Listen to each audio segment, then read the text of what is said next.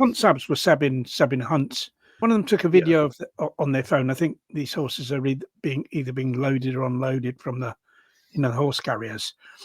And one of the Sabs took a video and caught this woman punching and kicking a horse. It was put on social media and it kind of went viral, and there was a huge furore over it. Well, she's claiming, right, that because of the fact that a little snippet was taken from the video, that gave an altogether kind of warped view of what actually happened. Now, again, within animal welfare law, her point was probably quite strong. So the overarching thing from our point of view is the fact that, as usual, when you're dealing with animal welfare legislation, the concept of animal rights is nowhere to be seen. It's got nothing to do with it. And so you've got to do it within welfareism. Then you get into, as Ronnie said, the debates about what is suffering, what is unnecessary suffering, what is violence, all that kind of stuff.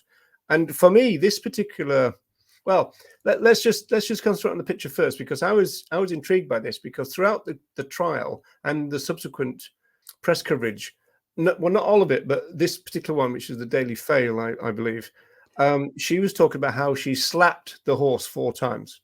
Right.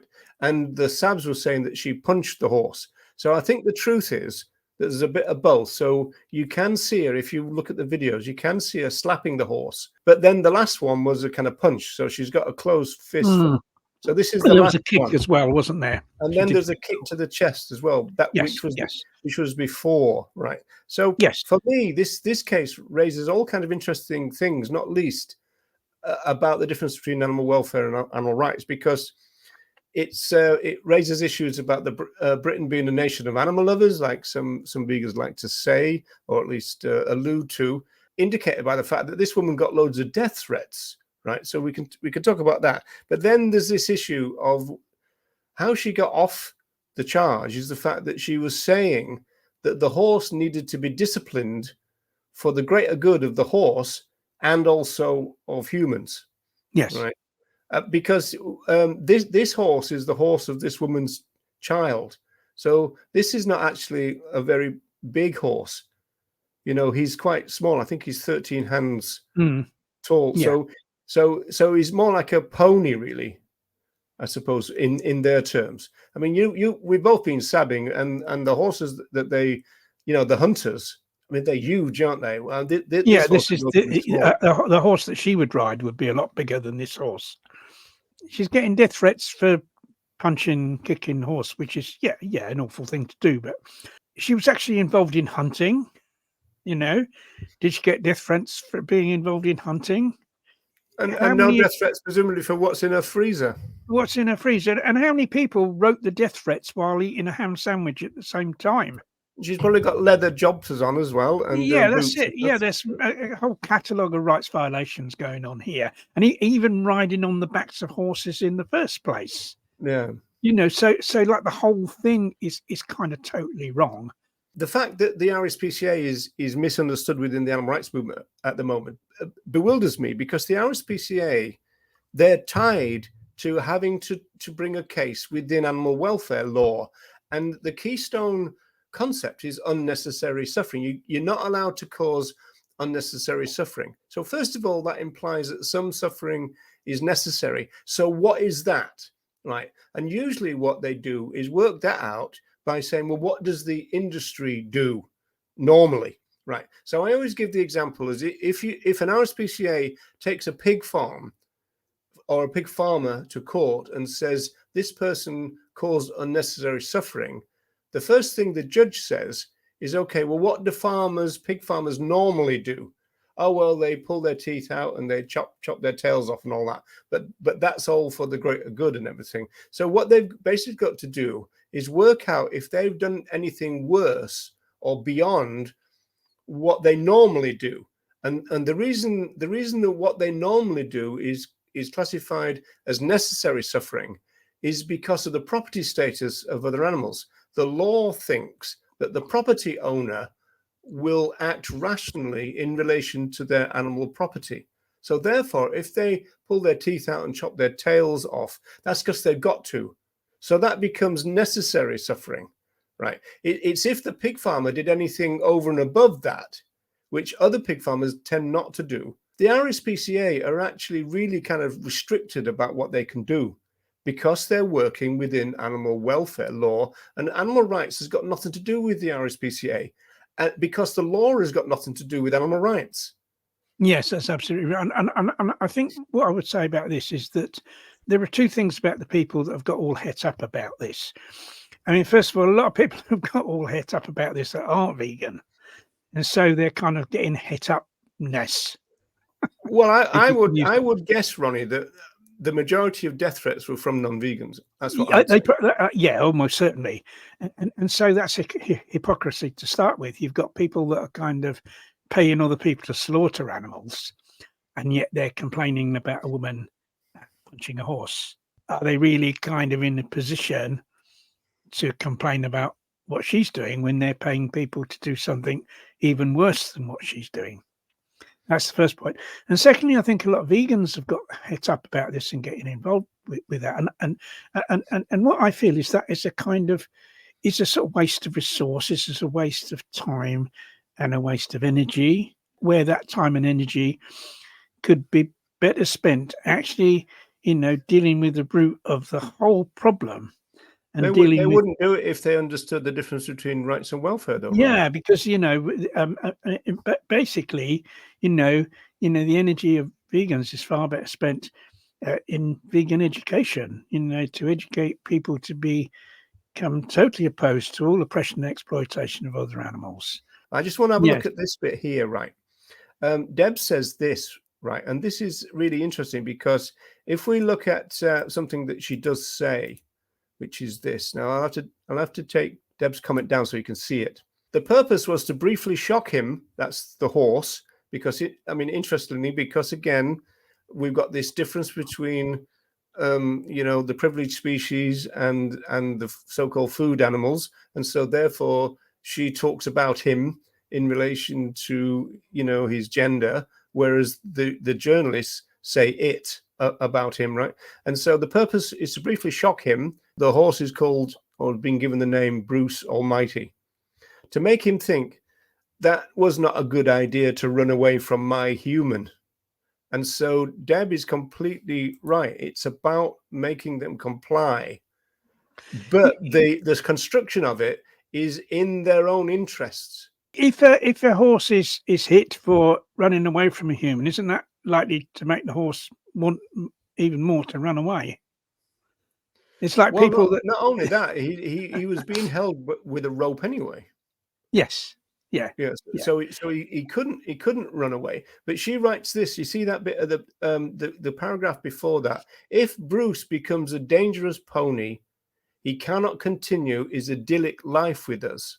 She was basically saying that she had to discipline the horse to prevent him from becoming a dangerous pony, which meant then that he could continue with them. And so she was basically saying, within the welfare paradigm, she was protecting the horse and her children by disciplining the horse for 4 seconds. So there's no wonder that the jury went, oh, well, that seems all right. Yeah, well, especially as the prosecution would have had to prove beyond reasonable doubt that wasn't the case. That's the onus on the prosecution to and who's going to be on the jury? People who are noshing down other animals, right? Noshing down other animals, watching horse racing, all sorts. See, this is the problem. Yeah, they'll probably just come back from a greyhound racing tournament. Or something. Yeah, possibly some of them. Yeah, you see, this is that's the kind of difficult. And it was like, I'm just one of you, really. I'm mother of three, just an ordinary person. I'd love to see the sandwiches in the jury room, Ronnie. Well, yeah, exactly. Yeah, exactly. And really, this is why, spending our time kind of worrying about cases like this isn't the best use of our time, energy, and resources. We should be spending that, going to the root of the problem of the oppression of animals, indeed of all animals, and the exploitation of all animals, that including horses, by educating others to go vegan. That's the response to anything like that. it's the correct response to it is vegan education. So Bruce Almighty, in this case, is being seen in a very privileged way that most other animals used in Britain are never seen as. In other words, an individual with a name. Usually they're just a production unit, right? Yes. Whereas this horse wasn't. So he was already in a good position already from a species point of view. But even within privileged species, there's massive oppression and exploitation, even within those species, as we know, like with horses, but also with dogs and cats. Huge numbers of those animals are put to death every year because there aren't suitable homes available for them, because because people deliberately or negligently breed them. So even the so-called privileged species don't always. Yeah, I think we've covered everything, but just in case, I just want to kind of shoot through the actual slides that I produced, just in case there's a point that we've missed. I don't think so, really. So the RSPCA brought the prosecution. Yes. Yes. Mrs. Moulds claimed that she had acted because Bruce had broken free from a child and needed to be disciplined. I'm wondering whether the RSPCA would have brought the prosecution had there not been so much publicity. Well, she actually claims that it was celebrities that kind of pushed them into it. Like she mentions Chris Packham right at the top there. Yeah. Chris Packham was all over Twitter talking about this. She was basically saying that the RSPCA themselves were kind of bullied into it. She was charged with one offence under the Animal Welfare Act relating to the incident. She's given a reason why she did it, which has been her defence and which has succeeded. Whether the RSPCA would have known about that reason in advance, and would have known about her defence before the actual court case, I don't know. Bruce runs into the road, kind of like a bad example for the other two horses. Right, and so that's what she's getting at with her defence, that she was doing it for the greater good of everybody. We have to challenge the whole concept of horses being regarded as property in the first place. Yeah, but that's not going to come up in this trial. It's not going to come up in this trial, no. And it's just that I think a lot of time and energy of vegans has been spent on this when it's not the best use of our time and energy. The attitude of vegans should be, well, what do you expect? Yeah, exactly. The prosecution was animal welfare prosecution. Animal welfare organization brought it. It was within a speciesist system. The judge and the jury would have been speciesist. What do you expect? The fact that people are surprised, I suppose, that she was acquitted, I think a lot of that surprise comes from the fact that they kind of don't understand how the law on this works and how she was able to successfully run that defence. Yeah, but the point is that it goes back again to confusion between rights and welfare. We don't have any animal rights law. If people think we've got animal rights law, see, I mean, I'll come back to this point. I mean, I made this point before, but because of people like Earthling Ed, a lot of modern day vegans have got a really confused attitude towards the RSPCA. And I've been told that the RSPCA is a vegan organization. The reason for that, it's got cruelty in its name. We're so confused at the moment, this movement. I mean, Francine calls us the Animal Confusion Movement, and sadly, it's true. It's really true. Because if people think that the RSPCA have got anything to do with animal rights or anything to do with veganism, they're just deluded. They're not even set up to do that. They're set up to regulate animal use. They're not set up to end it. It's rather like someone is being prosecuted for beating a slave. And their defence is, well, if I hadn't beaten the slave, he'd have kind of, he'd have done something to harm other slaves. He'd have harmed himself, or he'd have done something, to harm one of the masters. And so, like the court says, okay, we'll acquit you of the cruelly beating a slave. And it's really about people getting all het up about that instead of thinking, well, what we should be concentrating on is getting rid of slavery. Tom Reagan makes the point about human slavery, talking about the transatlantic slave trade, and saying that it was very, very difficult to bring any kind of welfare or cruelty prosecution against the slavers because of that thing about the law's attitude was that the slaves are their property. So why would they do anything, to harm their property, to damage their equipment kind of thing? right? It's not a rational thing to do. And it's in law, the owner is seen as a rational agent. And so whatever they do, going back to the pigs, the fact that they mutilate the pigs is a rational thing to do within the system. We've created a system where there's a lot of stress, so the other animals start to fight. And so the solution to that is to chop bits off them. The RSPCA are stuck, but the court is stuck as well. I mean, the court is not going to go, okay, so now let's turn to the rights of these other animals. That's not even going to come into it. No, but the rights of that horse were being violated even before he was hit and kicked. Yeah, before the slap. Yeah, that's right. Yeah. And she also made the Peter Singer point, because in Animal Liberation, Peter Singer made this point that if you slap a child and then slap a horse with the same force, then clearly it's a completely different thing, because the horse would hardly feel it, whereas the child would probably be injured or certainly upset, right? And she used that kind of defense. Well, I just gave him 4 little slaps. It took 4 seconds. It disciplined him. He then thinks, oh, I won't do that again. If you see it from the way that it's constructed within the welfare paradigm, it would be more surprising if she got convicted, wouldn't it? Yeah.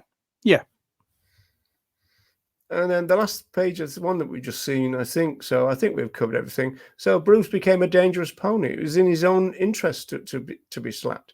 It's a little bit like, and he even said brief shock, that kind of short, sharp shock thing. But it's kind of like, that kind of concept of being cruel to be kind.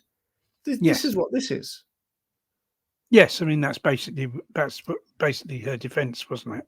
Yeah, that it was necessary. She says that. In her defense, Mrs. Moles claimed the situation she found herself in meant it was necessary to act as she did. Now, this was just a kind of instruction that the horse could understand. Yes. That's all that's been said here. Yeah. But we have to look at, well, why did that whole situation arise in the first place? And that whole situation arose in the first place because that horse originally had been subjugated. Had that not been the case, none of this would ever have arisen. If humans hadn't taken horses and subjugated them and put saddles on their backs and stuff. Yeah, and the fact that the law has got nothing to do with animal rights, and neither has the RSPCA. We need to, as I say in Ireland, this movement, if you're a rights-based person, you've got to cop on to the fact that the RSPCA got nothing to do with you. No. Its job is to regulate the use. So there's no point in vegan activists going, oh, look at this booklet where it says to do this in slaughterhouses and to do that in slaughterhouses. And everybody goes, oh, no, how terrible. Well, what do you expect them to do? Their job is to say to slaughterhouse, if you find a pregnant mother in your slaughterhouse, this is what you need to do. That is their job, right? Well, what do vegans expect from the RSPCA? It's ridiculous to me. Well, I think we had a better understanding of the RSPCA back in the day because we never believed that they were any more than a welfareist organisation. Well, there's no need to believe any of that because they don't claim to be anything more than that, though, Ronnie. No, and they never have.